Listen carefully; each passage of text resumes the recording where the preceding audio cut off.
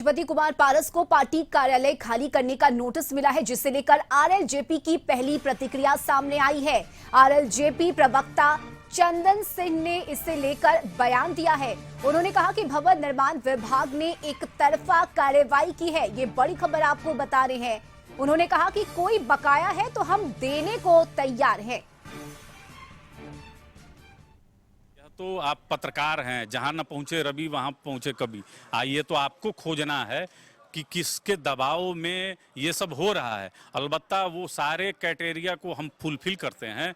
भवन निर्माण विभाग का जो भी बकाया है उसको भी हम देने के लिए तैयार हैं, लेकिन बताया तो जाए हमको कि हमारा कितना बकाया है। और यह शुरू से यह बंगला आदरणीय पशुपति कुमार पारस जी, पहले आवास भी था, फिर पार्टी कार्यालय भी रहा है, और इसमें हम लोग शुरू से रहे हैं।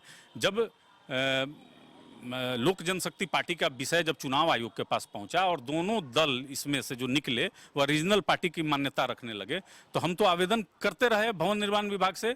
14/6/2024 को भी हमने आवेदन दिया, और जितने पत्र भवन निर्माण विभाग को हमने लिखे उस सबका उसमें हमने मेंशन भी किया कि आप देख लीजिए। लेकिन क्या कारण है कि चिराग जी 4 को आवेदन देते हैं और 8 को उनको आवंटित हो जाता है। वहीं इस मामले पर कांग्रेस की प्रतिक्रिया भी सामने आई है और कांग्रेस ने नीतीश कुमार को दलित विरोधी बताया है। पार्टी प्रवक्ता राजेश राठौड़ ने कहा कि नीतीश कुमार अब चिराग पासवान और पशुपति पारस के बीच विवाद बढ़ा रहे हैं।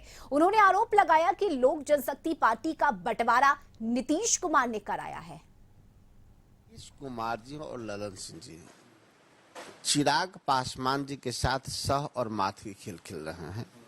सर्वविदित है कि नीतीश कुमार जी जन्मजात रामविलास पासवान जी के विरोधी रहे हैं। तो कभी भतीजा को चाचा से अलग करते हैं, कभी चाचा को भतीजा से अलग करते हैं, कभी भतीजा को बेघर कर देते हैं, कभी चाचा को बेघर कर देते हैं। इससे पहले दिल्ली में आपने देखा था कि जिस घर में रामविलास जी की मृत्यु हुई, जो घर दशकों से उनके साथ था, उस घर से भारतीय जनता पार्टी ने चिराग पासवान को बेदखल कर दिया, चूंकि नीतीश कुमार ने करवाया। अब बिहार में जो कार्यालय चिराग पासवान के था, तो चिराग पासवान को छोड़ के पशुपति पारस को दे। तो वहीं आरजेडी प्रवक्ता मृत्युंजय तिवारी ने कहा कि नियम के मुताबिक ही कार्रवाई हुई है। कभी चिराग पासवान ने बंगला खाली किया था, आज पशुपति पारस को अंजाम देखना पड़ रहा है। बीजेपी का और जेडीयू का पहले तो बंगला छीन लिया, बंगले में आग लगाया, पार्टी तोड़ा। पहले वहाँ सरदेव श्री रामविलास पासवान जी का बंगला छीन लिया था, फेंक दिया था सामान। अब फिर चाचा का टिकट खत्म किया, बंगला समाप्त किया। अब तो श्री चिराग पासवान जी 5 सांसद के साथ वहां एनडीए में समर्थन दे रहे हैं, तो लाजमी है कि उनको बंगला सरकार देगी। इधर जेडीयू नेता नीरज कुमार ने कहा है कि भवन निर्माण विभाग ने अपना काम किया है। चिराग पासवान को नियम के मुताबिक ऑफिस आवंटित हुआ है। अगर कांग्रेस या लालू को ज्यादा हमदर्दी है तो वो उनकी मदद करे। मान जी के समय से लोजपा पार्टी के अनुयायियों के लिए राज्य सरकार ने वह कार्यालय के लिए जगह आवंटित किया।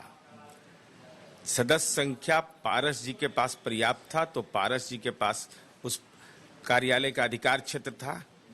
लेकिन अब वर्तमान जो लोकसभा का चुनाव 2024 में हुआ, उसमें लोजपा चिराग जी का सदस्य संख्या 5 हो गया, तो उन्होंने आवेदन दिया। आवेदन देने के आलोक में भवन निर्माण विभाग के तयशुदा नीतियों के अनुरूप कार्यालय का आवंटन हुआ है।